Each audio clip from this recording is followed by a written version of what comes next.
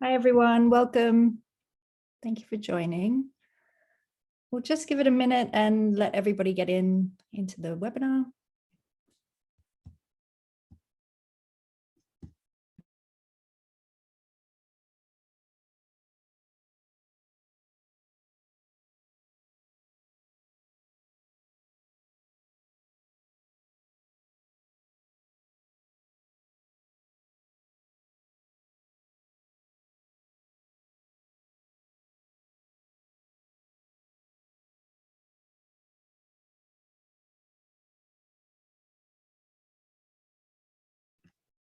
Hi, everyone. Welcome. We're just giving it a moment to let everybody get in.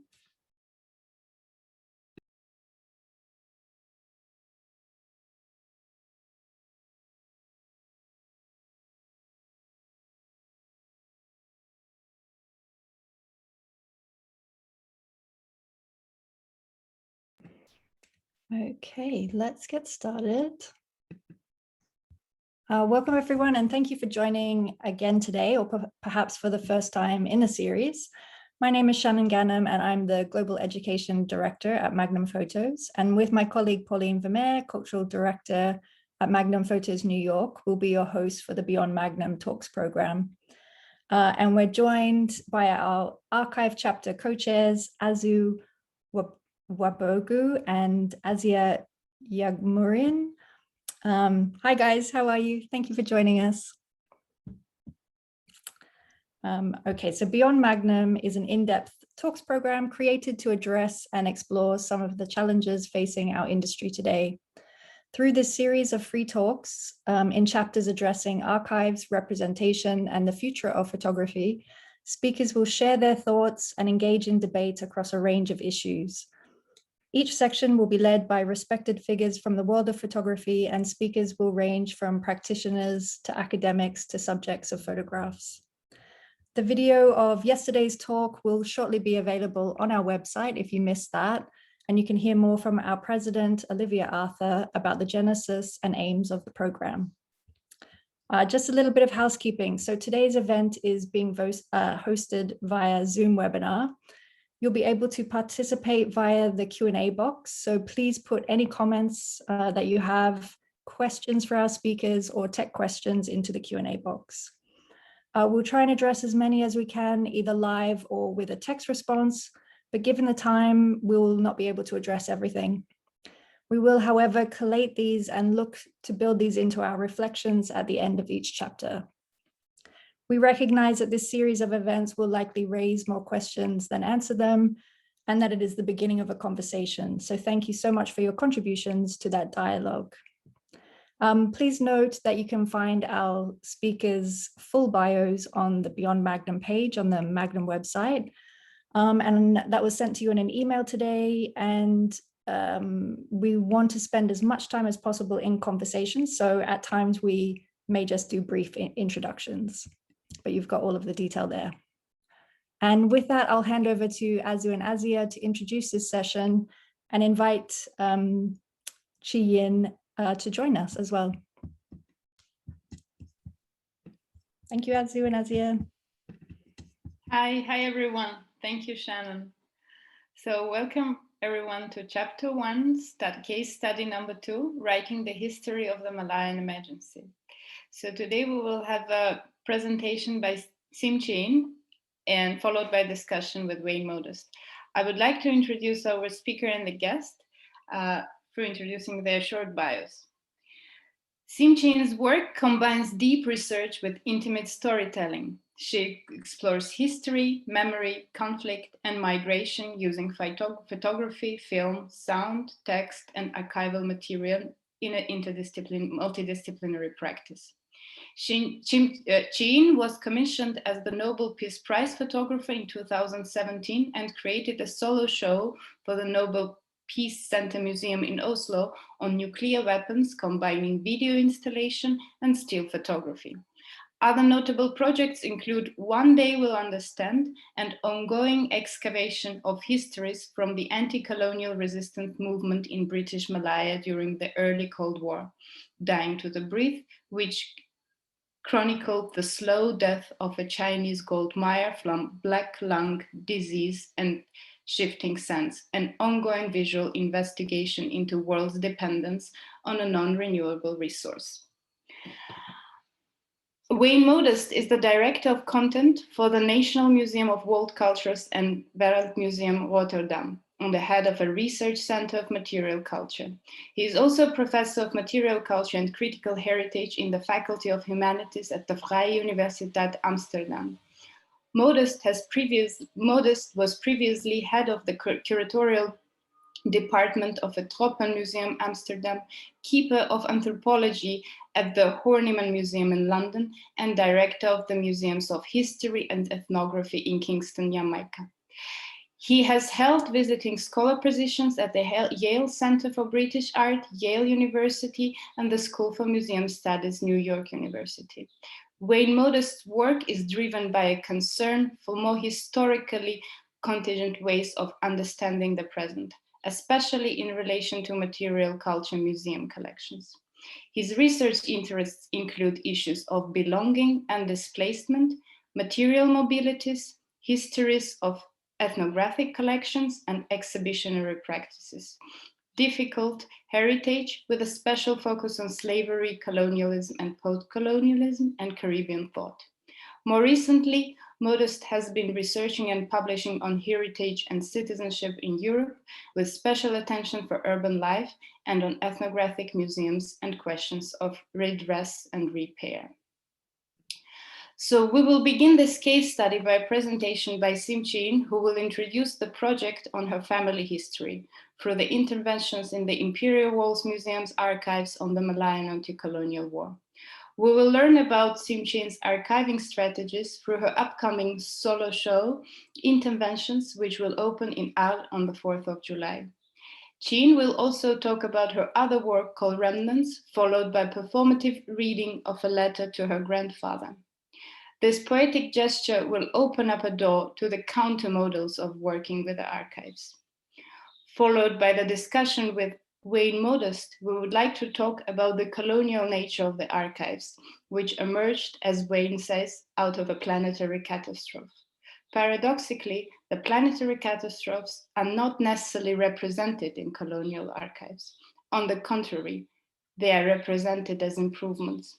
We would also like to shed the light on the ways in which colonial entailment to structures, which continues to ensnare us in the present, and the counter strategies that might lead to alternative ways of storytelling through rejection of institutional archives. Chi Yin, I would like to pass the floor to you. Thank you. Thank you, Asya.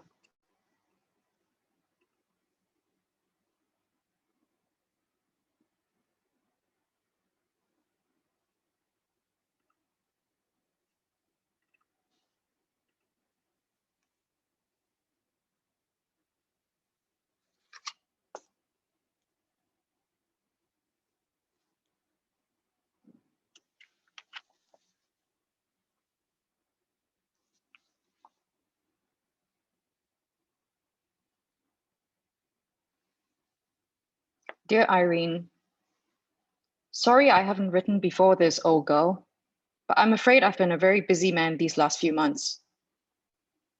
Once I had successfully landed out here, I thought I'd be able to sit back and take things easy. But such has not been the case. People have been killed in recent weeks, and also a number of villages and police posts have been shot up by these Chinese bandits, or communist insurgents, as they are also referred to. Yesterday and the day before, we had our first service fatalities, 2 officers and 8 men.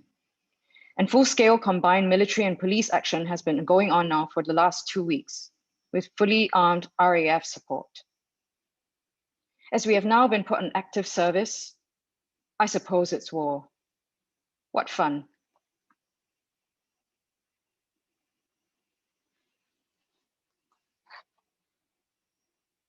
I had always imagined it was warm in the tropical jungle. But at night, though we made leaf shelters and wore all our clothes, we shook with cold beneath our sodden ground sheets. And in the mornings, our faces would be so swollen with the bites of mosquitoes and sandflies that we had to bathe them in cold water before we could even open our eyes. Worst of all were the leeches. Every night, we had to remove some dozens of these revolting, bloated creatures from the most tender parts of our bodies. And apart from the irritation of the bites, the loss of blood was considerable.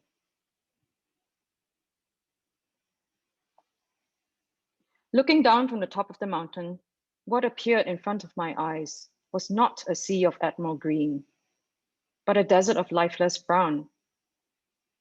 The oppressive heat and the particularly deadening silence made me lose my instinctive need for even a glass of water. I was engulfed by a disappointment with nature's seeming coldness and heartlessness. But nature could not be heartless. All of a sudden, one gust after another of clear wind blew at us, disbanding our tiredness and chasing away the dead silence. The entire mountain in that moment became alive. The lifeless brown returned to enticing Admiral green. The sea of forests at our feet became a sea of undulating waves. Their sound that of 1,000 horses and 10,000 troops gallantly advancing, spurred on by the magical music of a march.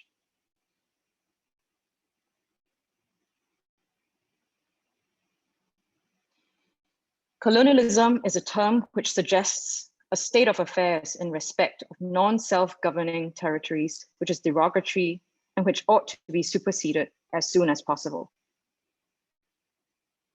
It implies tutelage of one people by another. It suggests the right of one people to govern another. It means a condition of indignity imposed on a subject people. It often involves exploitation for material advantage of the controlling nation and a political and economic domination, which is not only inconsistent with freedom, but also destructive of self-respect. The term colonialism, as applied to those territories in the British Commonwealth, where the United Kingdom government has a direct responsibility for the defense and internal security, and for the maintenance of the rule of law and a sound administration, is altogether misplaced and out of date.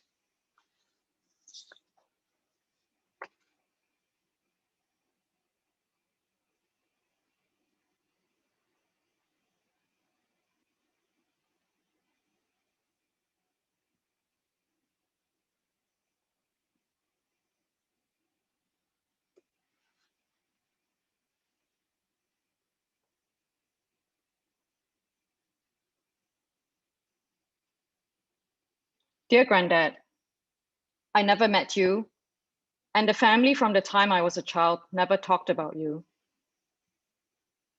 Except once, Dad mentioned in passing that you had died in China in the 1940s, and for some reason had a monument built to you. I thought it was strange that you, having been born in Hong Kong, but then taken as a baby to Malaya, where you grew up, lived, and worked, would have died back in our ancestral village in China. Your father had left the village at the turn of the 20th century, along with a wave of migrant Chinese laborers headed for Southeast Asia, America, Australia, and Africa. And why did the family never talk about you in the 60 years since your death? Why does Grandma's gravestone not bear your name?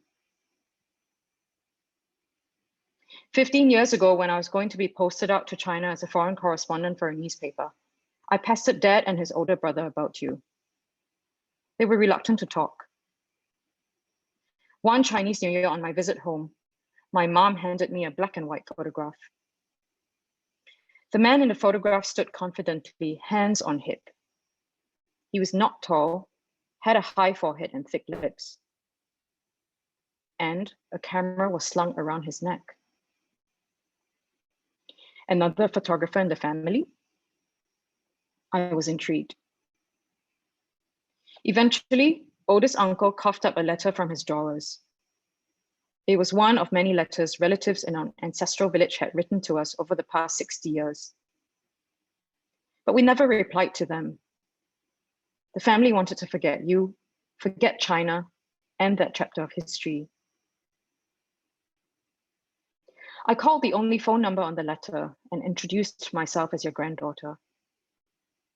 They thought I was lying and tested me by asking me to name your 5 children. I passed the test. On New Year's Day in 2011, I got on a bus in Hong Kong and rode 7 hours north to Meizhou City in southern China. I looked around the old town.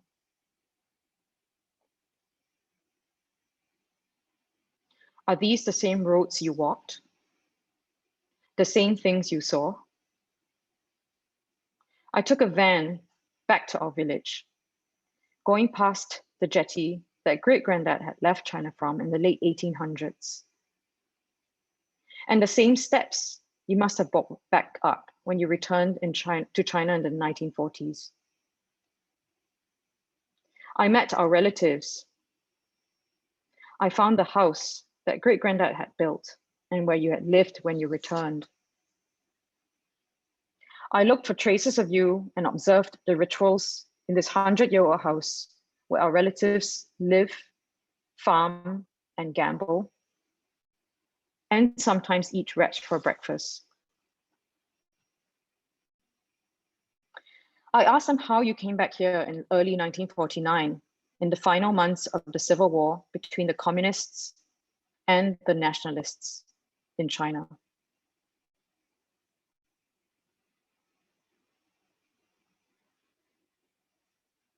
I heard how you were chased down, surrounded, arrested, and then jailed by the nationalists because you had joined a communist guerrilla army unit in our home village.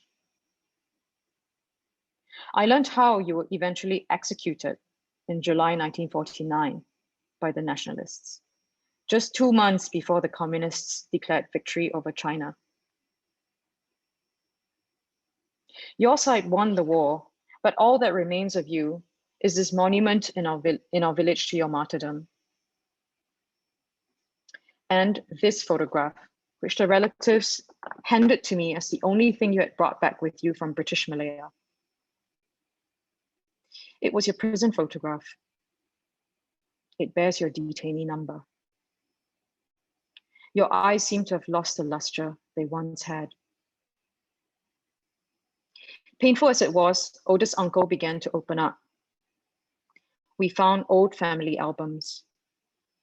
In one picture, it looked like you were in your high school volleyball team.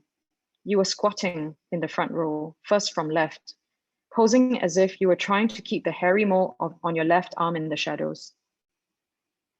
I now know that mole was how your body was identified from amongst the corpses in the mass grave you were left in after execution.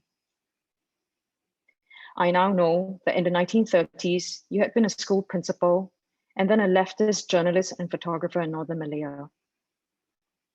You were a community leader, and by all accounts, you were an advocate for social justice. Like most overseas Chinese who still cared for China, you and Grandma did theater in the streets to raise money for the anti-Japanese war in China. You were arrested and waterboarded by the Japanese for this. They hung you from a tree. You survived and continued being active in politics, culture, and intellectual circles. When the British returned after the war, you were part of a wave of anti-colonial sentiment. You made anti-British speeches. You became the chief editor of a leftist newspaper in Northern Malaya and published anti-British editorials.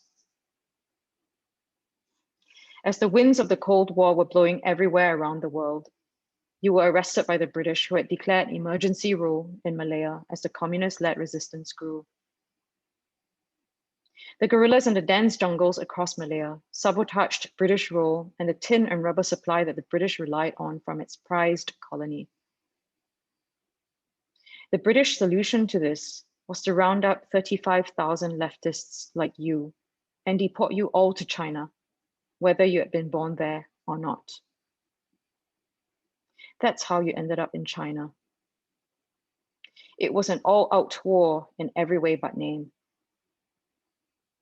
The British called it the Malayan emergency. It was a war that lasted 12 years and left families broken and traumatized. History is often written by the victors, and this trauma became buried with time in the bodies of my uncle and other families like ours. I wanted to understand this trauma, this amnesia. I wanted to understand you, the political choices you made, the fire you had in your belly. I traveled around southern China, Hong Kong, Malaysia, Thailand, and Singapore to do oral history interviews with other Malayan leftists whose lives paralleled yours. They fought against the British and got deported or exiled. I met men and women now well into their 90s who were the foot soldiers of what they saw as a just national liberation revolution, like in so many other places in the third world at the time. I asked them why they wanted the British out. I asked them what it was like to be on those ships being deported to China. I met many who were lucky, unlike you, and lived on to find good jobs in communist China. I met others who stayed on in Malaya and went into the jungles to fight to establish a communist state for the next 40 years, living in the rainforest between Malaysia and Thailand. They had their own field hospitals, radio station, printing press, and made their own weapons.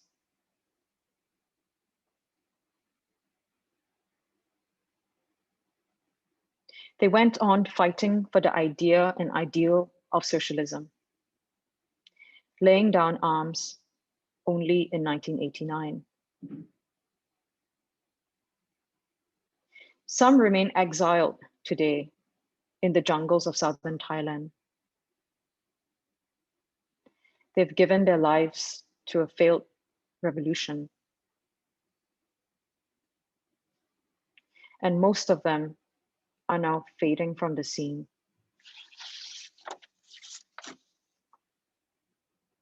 I've driven around northern Malaysia and southern Thailand, in the towns where you had lived and worked, and in the so-called black areas where the communists were active, where they had ambushed Commonwealth soldiers, shot British rubber estate managers, where they had hid in limestone caves and lived with tigers and elephants in the jungles. I visited the old tin mines founded by the British and that jail where they had kept you. I went to the cemeteries of Commonwealth soldiers who were killed by the so-called bandits and communist terrorists. One of their graves reads, "One day we'll understand."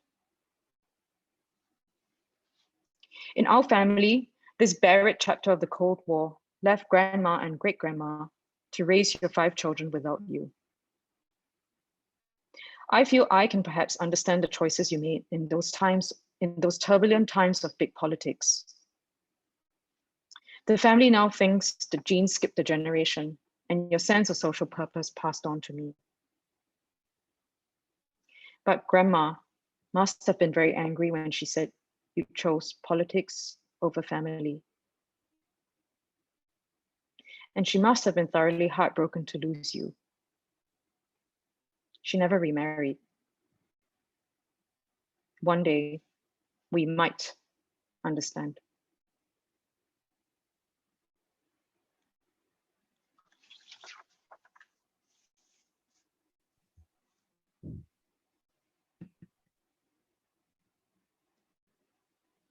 Thank you so much, Chi Yin. And I would like to invite Wayne to join us. Yes, I'd love to join you. Perhaps you'd have to allow me to, my camera is technically impossible to, oh yes, brilliant. There you are. Here I Welcome. am. Thank you Thank so you. much for joining us. Thank you. Hi, Chi Yin. Hi, Wayne. Yes. Hi. So I think at this point, Wayne, I would love to hear a little bit from you about, I know that you have been working with Chi Yin. Is that a good place to start? Yes. Yes. First of all, thank you for inviting me, and thanks again, Chi Yin, for a wonderful entry into your work. Now, just for those who are here, I work at the National Museum of World Cultures in the Netherlands, and that is what we would call an ethnographic museum. And or used to, we call them world cultures these days. And it is a museum that is hampered with struggles with the question of what to do with the colonial in the present. That has to do with objects. So the 400,000 objects that are in our collection, but it also has to do with a large collection of almost 700,000 photographs. And it was in that framework that I met Chi Yin. As we were looking for photographers who were interested to intervene into the archives, to ask questions of the colonial archives, and to think more critically about how those colonial archives articulate both with ongoing structures of inequality, but also are part of the entailments of the colonial in the present. And more precisely, and we're not going to talk about that today, but I think I need to mention it, especially because Chi Yin, you mentioned the tin mines in where you visited. And at the time, we were interested in the ways in which our photographic collections always tell the story of the mine and the building of trains and the building of schools and deforestation as infrastructural improvement in the colonies, but not as part of planetary catastrophe. And so Chi Yin's work that was also engaged in our more recent work, for example, with salt and what was at stake in that, and the work on tin coincided with an interest that Chi Yin has around, and that we were trying to struggle with, around how can we see these collections differently in relationship to trying to tell other stories of the planet and our implicatedness in them. That as colonial powers, we were not only about improvement, but colonialism was also a planetary issue. So in that sense, it was in that regard that I came to meet Chi Yin first.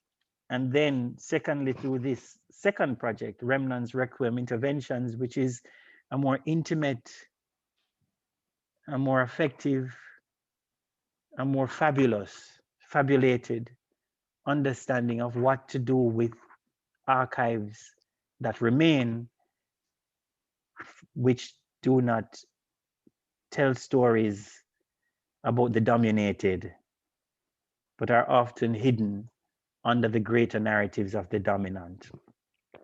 So it was there that I met you, Chi Yin, and I'm really, really happy to be a part of this conversation with you. I have so many things that I'd like to talk to you about. If I can go ahead and ask you can I ask you one first question, if that's possible? Is that all right? Yes? Please, yes. Yes, all right. Chi Yin, I wonder if we can even just jump into the affective and the emotive as a way of entering our conversation. And what does it mean to enter an archive that actually is an archive of violation, of colonial violation, what you call colonial indignation? What does it mean in terms of your own artistic practice to be able to enter into that archive with all of its memories, all of its senses? And so what is at stake in that work that you want to do to intervene in that archive? Yeah, thanks very much, Wayne. That is a question I'm still trying to work out. I mean, this piece that you're talking about, interventions, is the latest chapter of this much bigger, sprawling work called One Day We'll Understand. And I've just pulled out elements that I presented in the first part of my talk just now. And those images are going to be in that first show opening in Arles in July. So, I mean, at one level, it is an attempt to unpack the indexicalities in the colonial archive.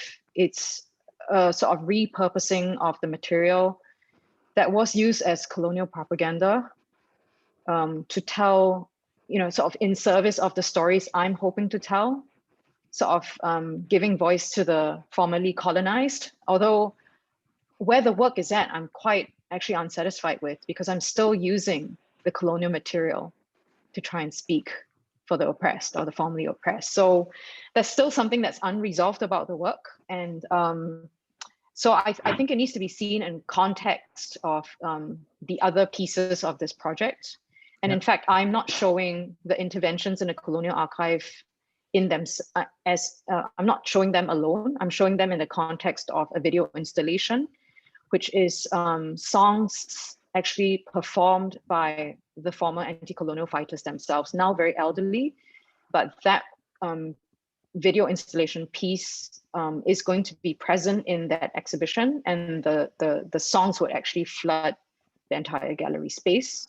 Yeah. So it's a sort of it's trying to strike that balance of using the material from the colonial archive to talk about, to shed light on what has created the knowledges and historiographies around this conflict. Yeah.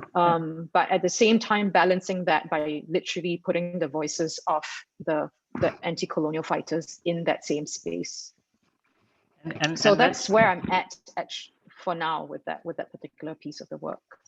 And I really like that the balancing act that you speak about, because I mean, one of the reasons why we're also having this conversation is this very struggle of how to mobilize the colonial archives in the service of how you've described it, of the formerly oppressed, without the colonial archives itself dominating the story, right? And it's older formation dominating the story. Many people say to me that they use Audre Lorde as a starting point. You cannot use the master's tools to destroy the master's house, right? And so in an interesting way, what you're suggesting here, or I'm asking you, is whether or not there is more to be done in terms of that, the use of voice, the use of other images, to be able to pull those stories out without the colonial archive dominating in its old formation. Is that what you're trying to suggest? Yeah, I'm trying to suggest that. So I actually, in this particular exhibition, which is curated by a Singaporean curator, Sam Ishan, I've worked with her to sort of do quite a disciplined edit of the thousands of images I made in this colonial archive in the Imperial War Museum in England. And essentially, I'm self-consciously not wanting to replicate the logic and voice of the colonial archive. So if you take a close look, I've actually made photographs of the prints in the archive, and I've done it in a way that creates a seepage between the backs and the fronts of the images of the prints. Yes. And so this is sort of hinting at the layers of indexing and the what Foucault talked about in terms of the things that could be spoken that make up the archive. I mean, I'm sort of trying to grapple with those ideas of what is this archive, what makes an archive, and how do we then strip away these elements and deconstruct them in the service of the stories we want to tell. So I am doing this balancing act. I am trying hard to not replicate the logic of the colonial archive. I'm not sure I've managed to do it just yet, but I am, that is sort of used in complement with the other elements that I've gathered from this story, which is definitely the voices from from the left and the losers. Right. I'm really interested in this. And so I want to come back to that layering that you speak about, because I think that in the texture of that in your work is something that excites me as well. In the multiplicity, but also in your layering, what you try to do is invite us to see other things, to see what is not seen. And I would want to come back to that. But before I go there, I want to ask you a very uncomfortable question. And the question shouldn't be uncomfortable for you, it should be uncomfortable for our host. So I hope our host don't mind.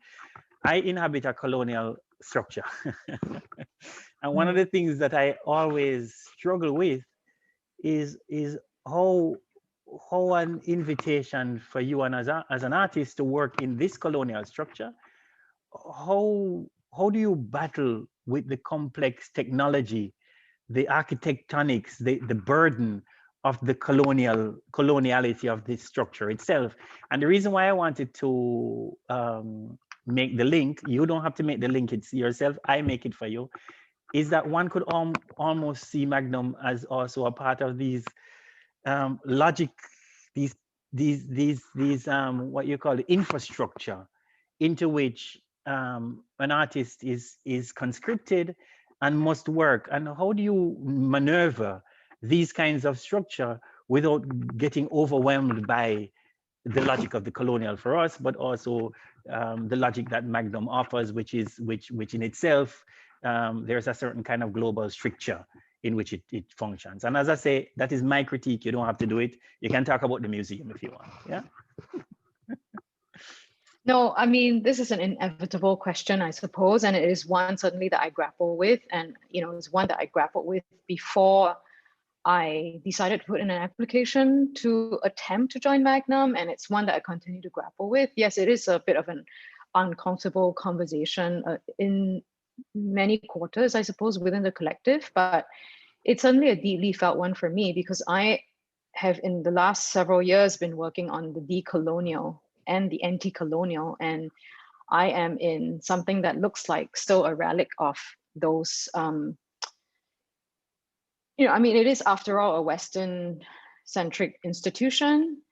It is also a gatekeeper of some sort in not just the portrayal of the contemporary world, but also, has a historical archive as well. So, I mean, in a way, I've become kind of complicit by being a member of. I mean, just in maybe it's this kind of uncomfortable balancing act that you also face in being part of your museum. Yeah.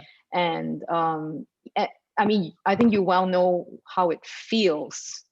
So it's one of those things you ask yourself, do you sit out if you're invited to the table and go and try and, if you sit out when you're invited to the table, you choose not to join, take your seat at the table, but you maybe go away and create something else outside of that infrastructure? Or do you try and sit at the table and speak? I don't know what the right answer is, and I don't know, I don't know if my answer to that question changes over time. It probably does, but that was the question I faced, and I think this is maybe something, I don't know if you feel this as well, but I think it is quite difficult at times not to feel like the token person of color at a table of, Western people in a Western institution. And it can be very difficult to get on to the same page sometimes, and it can be very difficult sometimes to even get to the same starting point. So I don't know if I've answered your question, but I mean, just to commiserate with you, I guess. I mean, it's equally uncomfortable for me, and I it's something that doesn't easily go away. But these are certainly questions that are getting asked more, I think, in the context of the cultural world that we live in now. And it's certainly something that has kind of cracked into the consciousness, perhaps even of the most conservative minds. Yeah. So no, I mean, it's interesting that so one person asked the question, they'll and I think your answer probably helps that answer. What my question, where is my question, the person asked, is Magnum colonial? Or because it is Western, or because it whatever. And what I'd like to highlight for the person who asked the question is, and I like the idea of being complicit. We inhabit global orders that define, that gatekeeps, that tells you what art is, or what photography is, or what is good photography. Or so we inhabit infrastructures that are world defining in some sense. And many of these infrastructures, like my institution, unfortunately, it is just so that my institution, for a while, if I can explain this, I would not be working in the institution. I would be the subject around which the institution operates. I would be exhibited. So the question here is, what does it mean to be part of such structures as discussions over diversity, inclusion, and decolonization become central to undoing the ways these institutions continue to hold power in the world? Well, let's go back a little bit. I hope we've answered the question to the viewer, and let me just say that is Edgar. Thank you, Edgar, for the question. Let us go back a little bit about your archival, because you participate in this kind of multiple forms of archival work, right? And it would be nice if you could for the viewers, just speak to the different archives with which you are working, and how those hang together. You know, how do you see them as operating as a part of the practice that you're trying to create? Yeah, so well, this I'm just going to share my screen again so that we can speak over this part. This is the part that I couldn't get to show because there was not enough time, but I would just let it play in the background. Essentially, you know, if I need to describe this project, you can see it as basically multiple forms of archiving. There is the straight ahead, me going into the colonial archive and finding what I find and visually intervening with it, and then using it in service of a story that I want to tell as a person from a former colony, and sort of finding the erasures and mutings in the colonial archive and trying to amplify those voices by finding them. And then there's me as the historian going out and tracking down the people on the left whose voices are not registered in the colonial archive, and literally doing our histories with them. Then there's me working with my family archive, which is partly what you see here. These are images from my grandmother's photo albums that I discovered many years after her death. And I've used these family vernacular pictures to reconstruct a story, interplaying, juxtaposing text and image to tell the story of a woman, like so many others, who were left behind by their partners who had died for politics during the Cold War. And I'm sure this fate was something that many women in the third world were met with, not by choice, during this very turbulent time of big politics. So, and then in the performative reading and the letter to my grandfather, I think you saw also a strand of landscape photography, which was my going around sites of memory of this war in Malaya and photographing these places. So working with the idea that the landscape could be an unspoken archive. So these are the sort of multiple forms of archiving. So sometimes I'm actively creating a counter archive of sorts, and other times I'm going and grappling with what's in the colonial archive and what's missing in the colonial archive. Okay, nice. And reactivating them to tell the stories that I want to tell and I think need to be told. Now there is a wonderful complexity to this, because in a conversation with Azu some time ago, we were struggling with the idea of the repurposing, reactivating, and what is invested in that idea of that historical work. And does that, one of the questions that Azu posed, really wonderful question, was does that historical work, what does that historical work do in terms of pulling us back in time or in terms of futurities? How do you see this as part of sketching other futures in terms of what the archives can do, not necessarily only for the past and a recovery, but also something for a more future-oriented practice in terms of what you hope to achieve with this? And I find it interesting that you use the word repurposing, reactivating, those kinds of terms Yeah. I'm afraid because the narrative on this particular war is so dominated by one narrative, that I am still at the stage of restitution, another re word.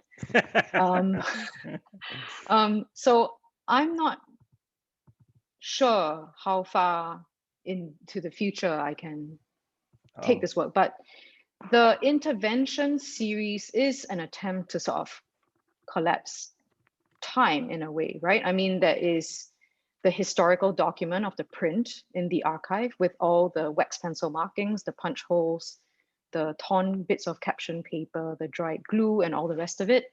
And in photographing it in this way that creates a seepage between back and front, there's also some kind of a seepage in time, because it's my contemporary, it's my photography made now or made in 2020, 2019, but of a print that was deposited into this colonial archive in the 1950s. So, you know, that's as far as I've gone so far. Yeah, I'm not sure how much into the future I can take it, because I really feel like with this particular war, there is just so much more work to do in the recovery, the restitution, and I don't know if we dare speak of repair, another re-word. And then I think we'll be ready to move forward somewhere, I think. But and I think also that go ahead. The context of why I feel this work, this restitutive work is necessary, this excavation work is necessary, also is very specific to the political context of Singapore and Malaysia, where communism is still a boogeyman. It's still not talked about. It's still a sort of narrative that is unwelcome by the state, by the post-colonial state. So, you know, and so I think my work is very much is focused on the present, you know, bringing those missing pieces into the conversation for now, and then I might be ready to move forward. No, there is, funnily enough, this is wonderful actually, because we were just in another conversation, and the cultural theorist, literary theorist and scholar Simon Gikandi used the term aesthetic reparations. That what is necessary is a sort of aesthetic reparation, and I won't want to trouble you with that yet, but when you were talking just now, I was thinking that your work might participate in that, which is an amazing concept. I was looking if there are other questions. I don't see any yet, but that's all right. One other thing, so let us just not move a little, because I want to stay with the trouble a little bit more. In a certain sense, one of the things, and I wanted to point this out, is your work participates in a very complex overlap between two different kinds of subjugated subjects, right? You are involved not just in the question of the colonized and therefore the oppressed, but also the ways in which certain colonial formation struggled against oppressed, the question of the socialist and socialism, right? So those two things are overlapping there. And so do you think that you're opening up here a kind of other history that is not yet told between those two overlapping moments? Before you answer that, the reason why I want to say that is that once I saw your work, I felt, okay, there was Anton de Kom in the Netherlands, who was also through a Marxian, through a position, he fought the anti-colonial. To CLR James and George Padmore in London from Trinidad, but also to that anti-communist, heavy anti-communist racist movement in the US in the period of the early 20th century as well, where people such as Claude McKay were from.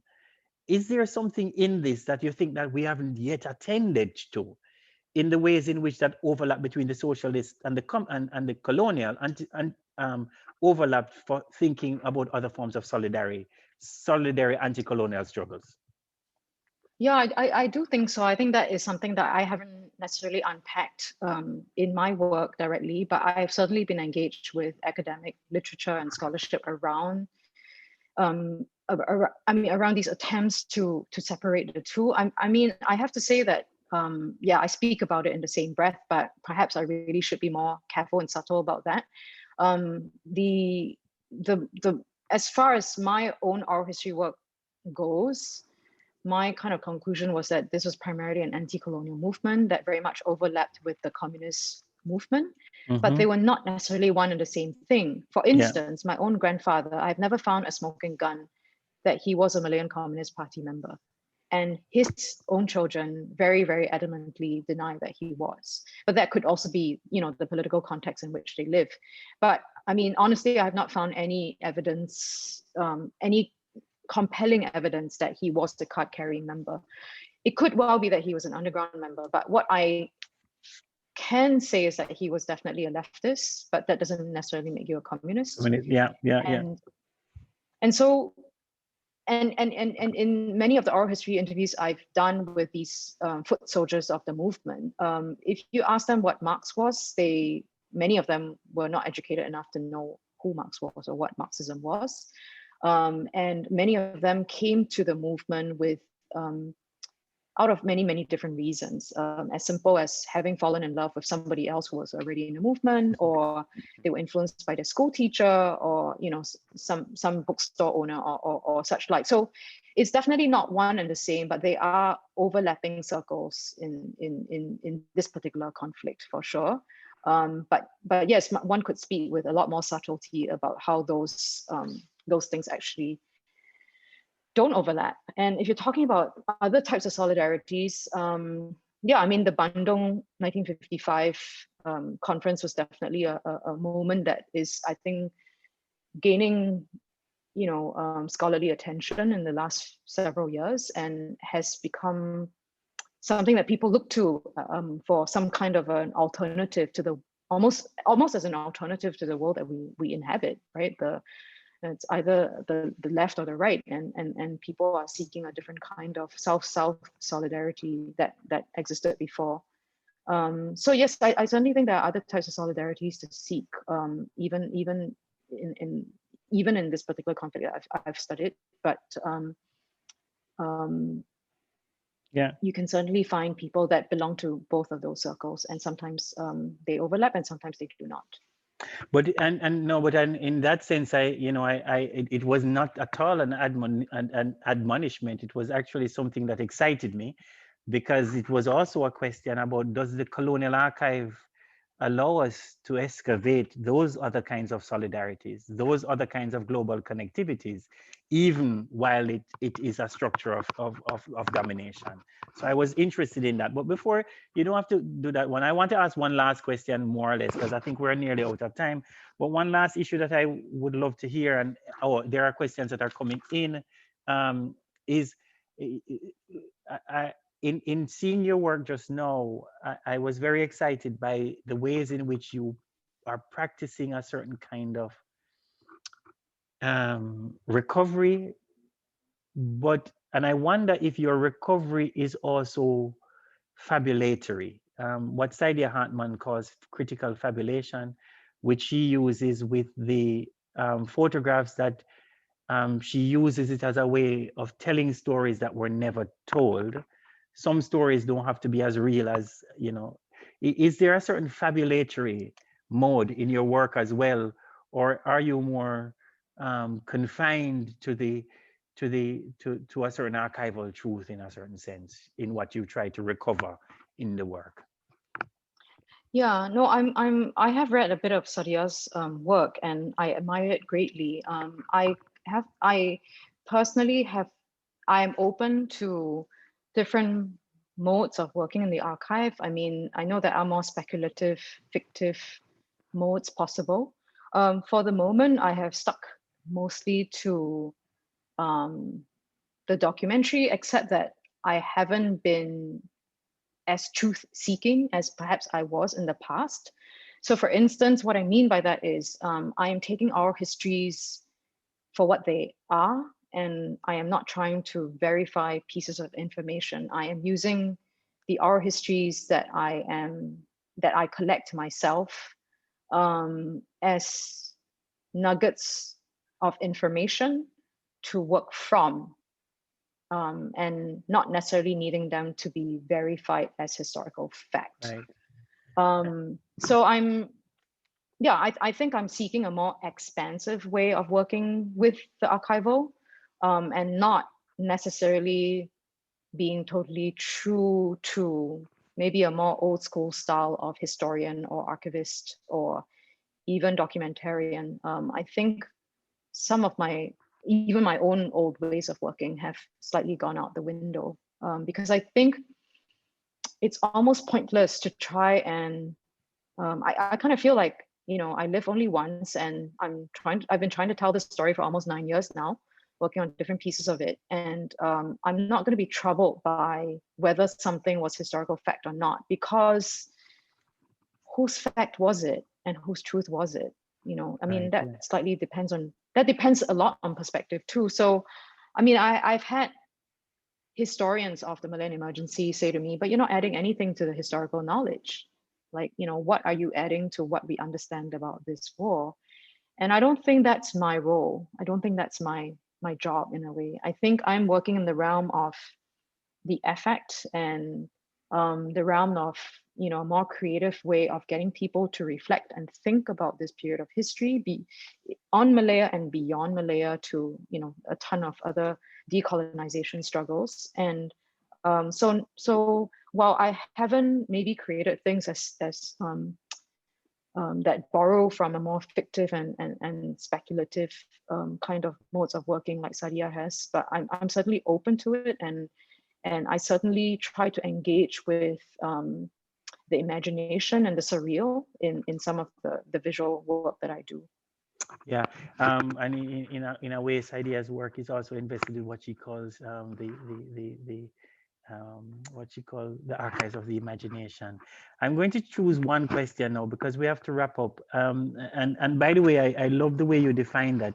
In a way, your definition just now actually goes back to the word remnant, because perhaps what you are defining there is what the remnant is. That does not necessarily have to have certain kind of historical factitude in a certain sense. One question from Zhao Hao Liu. I was wondering if Chi Yin could speak more about landscape and why that is important in recovering the history of the oppressed in this context. I think tin mining was mentioned earlier, but I'm curious about how, for instance, the jungle features in our work and colonial representation of Malaya and the communists. Yeah, I mean, the landscape is very important because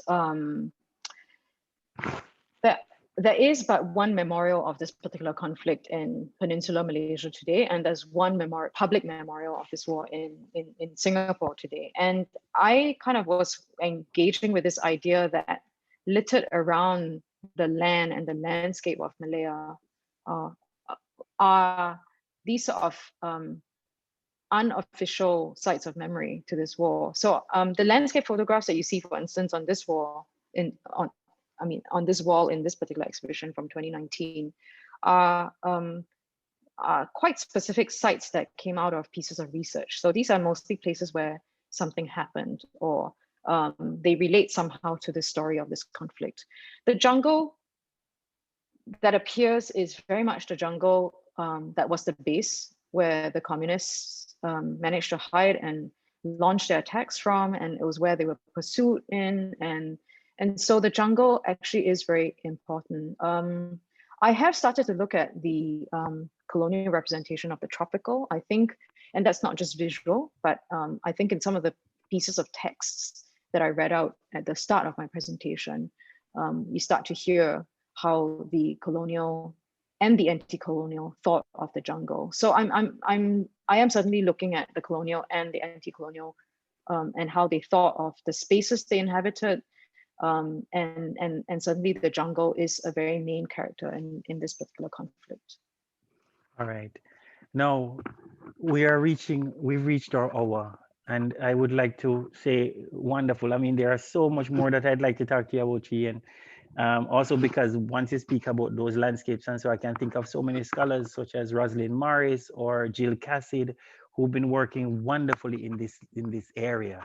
And also because Rosalind has a wonderful article, which is also about tin mining, I think, in Southeast Asia. So there's so much that we can think about here as well. I would like to say thanks. I would like to say, let this be a part of our ongoing companionship as we try to fashion anti-colonial futures through different archives. And thank you to Magnum for inviting me to be part of this wonderful conversation with you. Thank you so much. Thank you so much, Wayne. I would just ask Pauline and Azu and Asya to come back as we wrap up.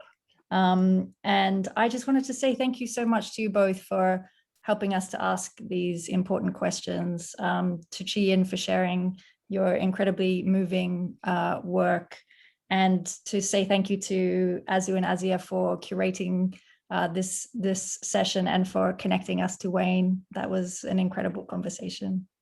Thank you. Thank you so much. And Pauline, Azu, Asya, anything you wanted to add before we wrap up?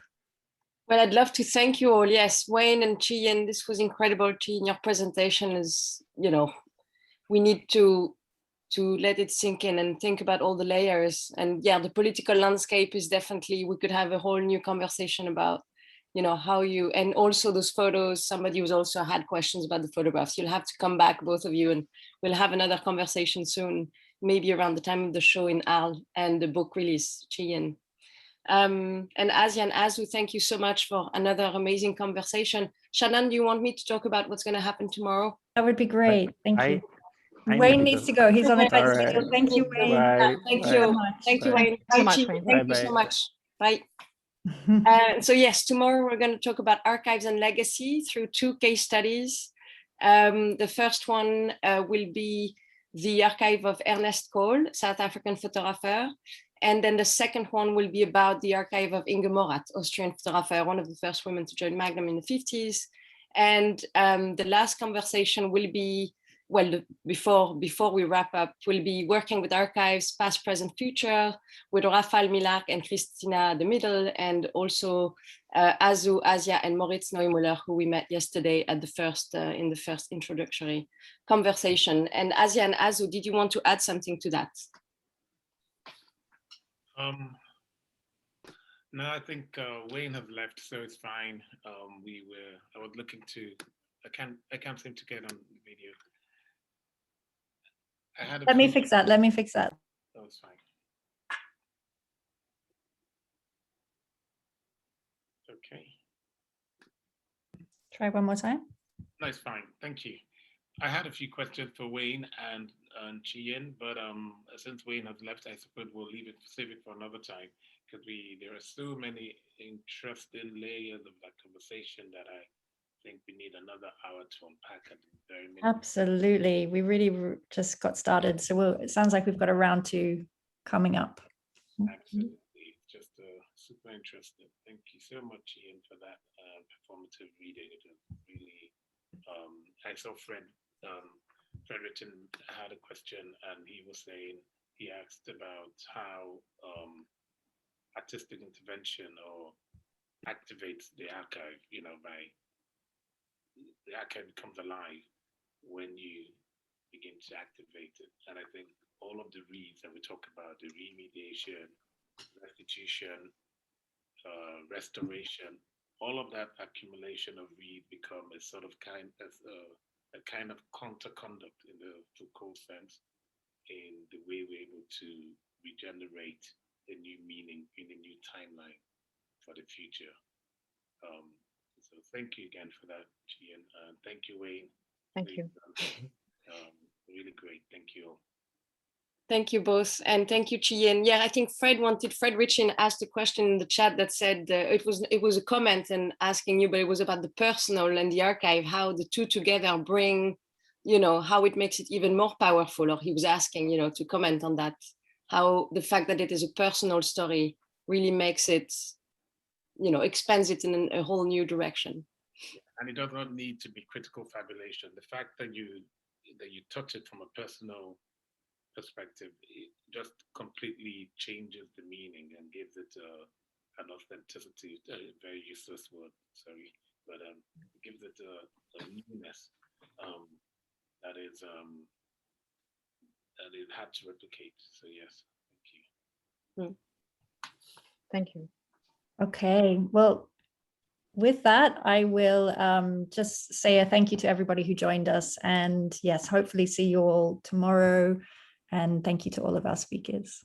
Thank you all. Thank you. Thanks very much. Thank you, Chi. Bye. Bye.